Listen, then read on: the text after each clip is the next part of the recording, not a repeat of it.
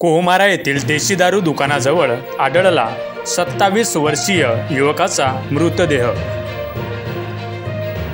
सडक-अर्जुनी तालुक्यातील राष्ट्रीय महामार्गावरील ग्राम कोहमारा येथे आज दिनांक 6 एप्रिल रोज रविवारला संध्याकाळी अंदाजे 5 वाजेच्या सुमारास देशी दारू दुकानाजवळ व माजी आमदार मनोहर चंद्रिकापुरे यांच्या कार्यालयाला लागूनच असलेल्या एका छोट्याशा गल्लीत तालुक्यातील चिखली येथील 27 वर्षीय नामे भास्कर थेर या युवकाचा मृतदेह संशयास्पदरित्या आढळून आला।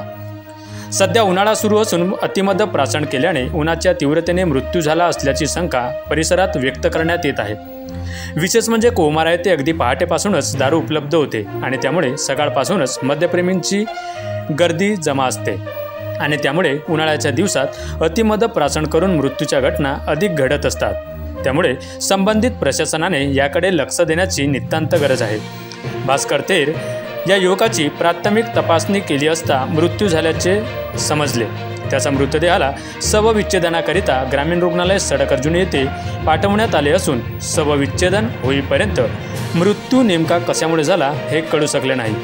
या घटनेचा पुढील तपास डुकीपार पोलीस करीत आहेत। माझा गाव माझी बातमी, सडक-अर्जुनी।